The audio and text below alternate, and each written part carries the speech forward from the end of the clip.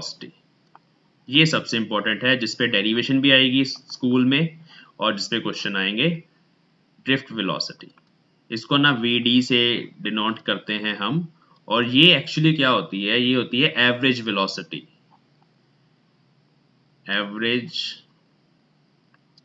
Velocity of all the electrons moving inside a conductor कब under the influence of external electric field। जब हम electric field लगा दें किसी कंडक्टर के अक्रॉस, मींस बैटरी लगा दें, तो बैटरी लगाने से या इलेक्ट्रिक फील्ड लगाने से जितने भी इलेक्ट्रॉन्स हैं उन सब पे फोर्स लगी, वो फोर्स एक्चुअली रैंडम फोर्स होगी। रैंडम का मतलब है वो एक कांस्टेंट फोर्स नहीं होगी, मतलब वो सबके लिए फिक्स नहीं होगी, किसी के लिए ज़्यादा होगी, किसी के लिए कम होगी।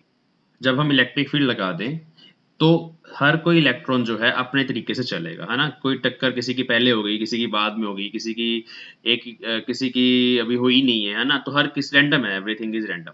तो हम अगर सारी वेलोसिटीज का मीन ले लें, ठीक है, n इलेक्ट्रॉन्स हैं, n इलेक्ट्रॉन्स की हम जितनी भी वेलोसिटीज हैं उन सब का मीन ले लें, v1 v2 v3। वेलोसिटी क्या होती है, ध्यान से देखें, जैसे ये कंडक्टर था हमारे पास और यहाँ बहुत सारे कर्नल्स बना देते हैं हम ऐसे, ठीक है। यहाँ पर फर्स्ट कोलिजन हुआ, सेकंड हुआ, थर्ड हुआ, फोर्थ हुआ, तो इसने कुछ ऐसे पाथ ट्रेवल किया ना, ये वाला पाथ जितना भी L ट्रेवल किया इन टाइम t, अगर हम इन दोनों को डिवाइड कर दें, path divide by time, that is called drift velocity. लेकिन ये फिक्स नहीं है सबके लिए, रैंडम प्रोसेसेस हैं, तो एवरेज कैलकुलेट करनी पड़ेगी, तो ये होती है ड्रिफ्ट वेलोसिटी। इसको कैलकुलेट कैसे करते हैं, VD कैलकुलेट करते हैं इसको।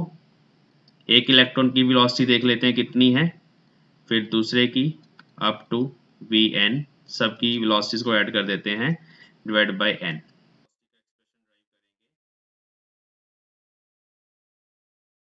एक्सप्रेशन फॉर VD, ठीक है, ड्रिफ्ट वेलोसिटी का एक्सप्रेशन निकालना है। तो हम मान लेते हैं कुछ चीजें, let n be the number of electrons in a conductor, ठीक है, and V is potential difference across 8 cents। यहां लगा देते हैं बैटरी, तो V पोटेंशियल डिफरेंस हो गया इसके एंड्स के across, n number of electrons हो गए, and L is length, L हम इसकी लेंथ मान लेते हैं।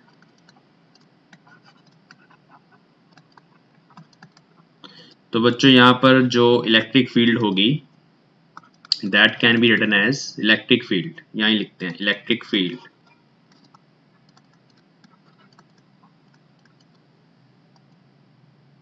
E is equal to voltage divide by length, है ना। ये E is equal to minus dV by dr से हमारे पास ये एक्सप्रेशन आ गया, voltage divide by length. Consider one electron under the influence of E, उस इलेक्ट्रिक फील्ड की इन्फ्लुएंस के अंदर एक इलेक्ट्रॉन है, ठीक है, तो क्या फोर्स लगेगी, द फोर्स ऑन इट, हाँ जी, F is equal to QE होता है formula, and Q is minus E, here small e stands for the charge on electron, ठीक है। अब हमें एक्सेलरेशन निकालना है, तो हम यहाँ लिख देते हैं m times a, force is equal to mass into acceleration, इधर लिख देते हैं E इंटू e, तो एक्सेलरेशन यहाँ से निकाल लें, तो minus E vector by m, तो दिस इज द एक्सेलरेशन। ये नेगेटिव साइन हमें बता रहा है कि एक्सेलरेशन और इलेक्ट्रिक फील्ड दोनों की डायरेक्शन ऑपोजिट होगी, क्योंकि जो चार्ज है इलेक्ट्रॉन पे वो नेगेटिव है, माइनस साइन हमें यहाँ पे ये बता रहा है। अब अगर ये एक्सेलरेशन है और उस इलेक्ट्रॉन की इनिशियल वेलोसिटी u वेक्टर है, if u vector is initial velocity of the electron जो हमने कंसीडर किया, अच्छा ये इनिशियल वेलोसिटी किस वजह से होगी, ये तो टेम्परेचर की वजह से है, क्योंकि मैंने बोला मूव वैसे भी करते रहते हैं, तो this is due to thermal energy, याद रखना initial velocity is due to thermal energy, क्योंकि इलेक्ट्रॉन्स तो मूव करते रहते हैं ना, रैंडम डायरेक्शंस में जाते हैं पहले। अगर ये है तो फाइनल वेलोसिटी क्या हुई उसकी, ये फाइनल वेलोसिटी पता कब की है, देख लो, पहले लिख लेते हैं। तो फाइनल वेलोसिटी हुई v vector is equal to u vector plus a t vector, ठीक है, क्योंकि ये एक कांस्टेंट एक्सेलरेशन है, यहाँ पर टाइम पे डिपेंड नहीं करता। तो this is a equation of, this is the case of uniformly accelerated motion, जिसमें हम ये इक्वेशन यूज कर सकते हैं। अब जो t है बच्चे, यहाँ पर ये दो कोलिजन्स के बीच में जो रिलैक्सेशन टाइम मैंने आपको बताया था, ये वो टाइम है। तो यहाँ लिखना इंपॉर्टेंट है, here t is relaxation time, relaxation time between two collisions, ठीक है। तो ये एक इलेक्ट्रॉन की कहानी है, एक टक्कर की कहानी है कि एक जगह से टकराया फिर दूसरी जगह गया, उधर से फोर्स भी लग रही है, इस फोर्स की वजह से एक्सेलरेशन होगा। वेक्टर फॉर्म में लिखना सारा कुछ, क्योंकि डायरेक्शंस नहीं पता हमें, ये मोशन इन स्ट्रेट लाइन नहीं है, प्लेन में भी नहीं है, 3D में है, तो जस्ट वेक्टर सिंबल यूज करने हैं। और इस तरीके से हमने ये फाइनल वेलोसिटी का एक्सप्रेशन लिखा एक इलेक्ट्रॉन के लिए। बट अगर हम n इलेक्ट्रॉन्स की बात करें, for all the electrons we have n equations, v1 is equal to u1 plus a same रहेगा t1, similarly v2 is equal to u2 plus a same रहेगा t2 and so on, and at last vn for nth electron u1 un plus a vector tn, ठीक है। अब हम इन सब का average ले लेते हैं। तो n इलेक्ट्रॉन्स की अभी एक एक टक्कर हुई है, उन एक एक टक्करों में हमने ये सब की वेलोसिटी लिख दी है, ठीक है। अब हम क्या करेंगे, हमें निकालनी है ड्रिफ्ट वेलोसिटी। जो डेफिनेशन क्या बोलती है, according to definition it is mean, it is average of all the velocities. तो हम इसकी एवरेज लिख लेते हैं ऐसे। अब यहाँ अगर सारा कुछ पुट करें तो देखो क्या होगा, एक ही स्टेप में करेंगे, u1 u2 up to un सारे इकट्ठे हो जाएंगे, प्लस a कॉमन आ जाएगा सब में से, और t1 plus t2 up to tn सारे इकट्ठे हो जाएंगे, और डिनोमिनेटर में आ जाएगा जी हमारे पास n। तो इस n को भी दोनों के नीचे लगा देंगे हम,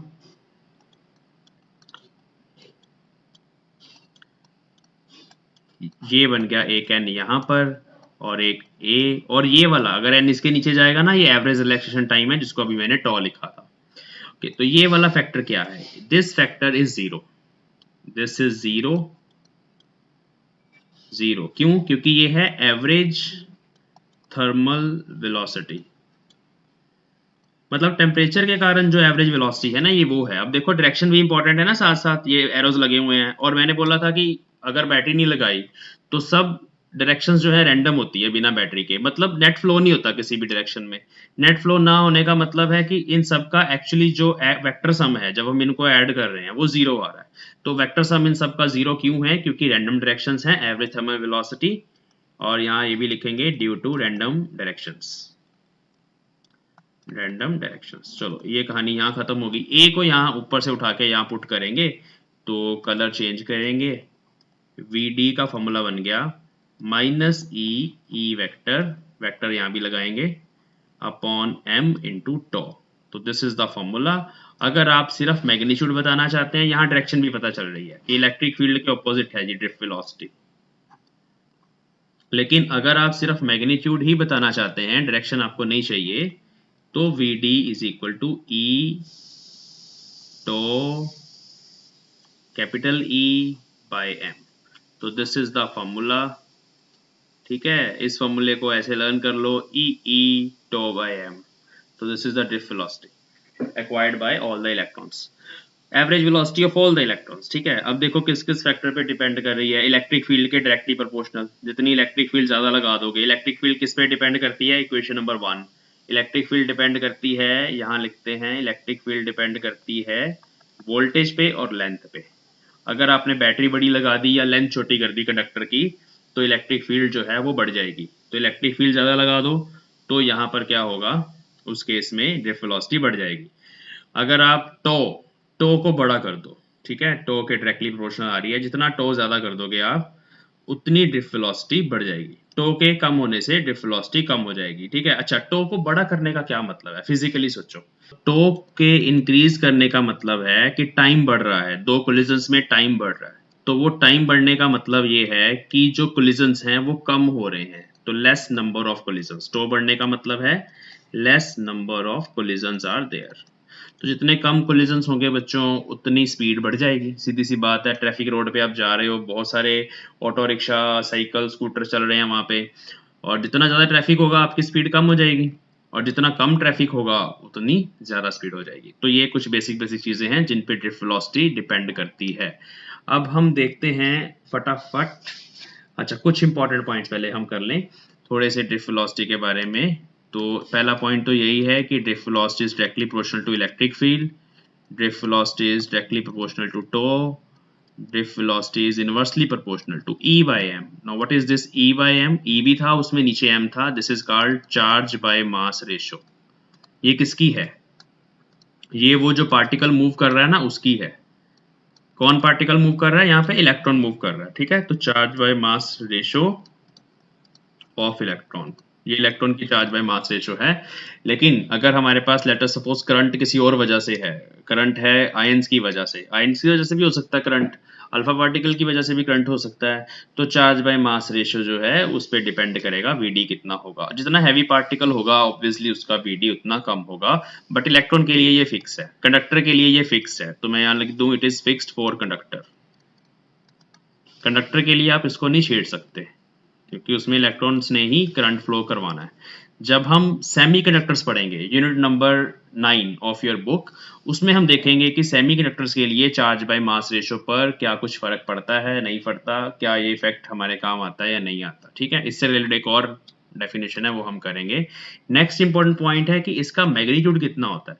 देखो ड्रिफ्ट वेलोसिटी का मैग्नीट्यूड ना बहुत स्मॉल होता है, ये 10 की पावर -4 मीटर पर सेकंड है, मीन्स अराउंड 0.1 मिलीमीटर पर सेकेंड। ये ऑर्डर ऑफ मैग्नीट्यूड बता रहा हूँ मैं आपको इसका। अगर हम किसी कंडक्टर के लिए जिसमें 5 एम्पेयर 10 एम्पेयर करंट फ्लो कर रहा है उसकी लेंथ ले लें, सारा कुछ कैलकुलेट कर लें डेली लाइफ प्रॉब्लम्स में, तो हम देखते हैं कि जो ऑर्डर ऑफ मैग्नीट्यूड है ड्रिफ्ट वेलोसिटी का वो इतना स्मॉल है, it is only 0.1 mm। 1 mm कितना होता है? 1 mm होता है इतना, इससे भी छोटा होगा शायद, इसका 10वां हिस्सा। इतना सा ऑर्डर है, 1 सेकंड में इलेक्ट्रॉन सिर्फ इतना मूव कर पाता है। तो फिर करंट कैसे आ जाता है इतनी जल्दी? जैसे ही आप स्विच ऑन करते हो लाइट का, उसी टाइम लाइट आ जाती है, तो करंट तो फिर बहुत फास्ट हो गया। इलेक्ट्रॉन तो चल ही नहीं रहे, इलेक्ट्रॉन तो बेचारे रो पिट के चल रहे हैं। क्या चक्कर है? चक्कर ये है कि हम एक इलेक्ट्रॉन को अगर इस एंड से इस एंड तक पहुंचाएं तब नहीं बोलते कि करंट है। ये मतलब नहीं इस चीज का, ये एक नंबर वाला इलेक्ट्रॉन यहाँ से यहाँ तक पहुंचेगा तभी करंट होगा। आप इमेजिन करो कि ये एक बहुत बड़ा एक कंडक्टर है, एक सिलेंडर है जिसमें बहुत सारे इलेक्ट्रॉन्स हैं। तो एक अगर एरिया ऑफ क्रॉस सेक्शन ले लेना, तो इसमें अगर 1 सेकंड में इतने सारे इलेक्ट्रॉन इकट्ठे थोड़ा सा भी हिले, कितना हिले? सिर्फ 0.1 mm ही हिले पर सेकंड, तो वो करंट बन गया। तो इसमें से कितना as a bunch of electron सोचो, इकट्ठा एक झुंड है इलेक्ट्रॉन्स का, वो इस जगह पर जो है वो भी हिले, जो यहाँ है वो भी हिले, सब इकट्ठे हिले, तो करंट उसी टाइम सेटअप हो जाता है क्योंकि स्विच ऑन करते ही फोर्स लगती है सब पे, किसी एक पे नहीं, सब पे। तो बंच ऑफ इलेक्ट्रॉन्स अपनी जगह से थोड़ा सा ड्रिफ्ट होता है, उसी ड्रिफ्ट को हम बोलते हैं ड्रिफ्ट वेलोसिटी। उसकी जो स्पीड है वो ये है, ऑर्डर ऑफ मैग्नीट्यूड। बट अगर हम एरिया ऑफ क्रॉस सेक्शन से देखें पर यूनिट टाइम, मतलब 1 सेकंड में कितने ही सारे इलेक्ट्रॉन्स कंडक्टर के अंदर, मतलब बहुत सारे इलेक्ट्रॉन्स फ्लो कर जाते हैं, ठीक है। तो उस वजह से इतनी जल्दी करंट आ जाता है। तो ये 2 पॉइंट्स जो हैं ध्यान देने वाले हैं।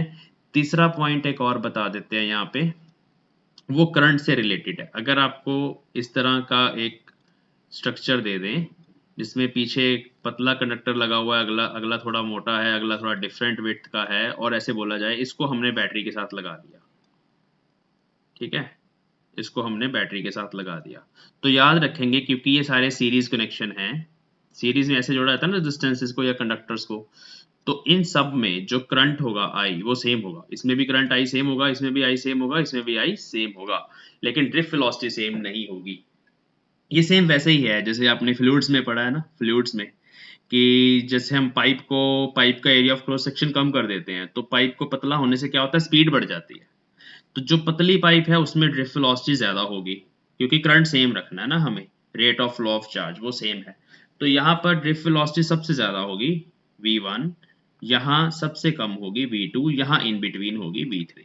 ठीक है, क्यों? क्योंकि जितना area of cross section come same current के लिए, उतनी स्पीड ज्यादा, उतनी जल्दी से इलेक्ट्रॉन्स जो हैं वो फ्लो करेंगे वहां से। ठीक है, इस चीज का ध्यान रखेंगे, ये कुछ पॉइंट्स इंपॉर्टेंट है।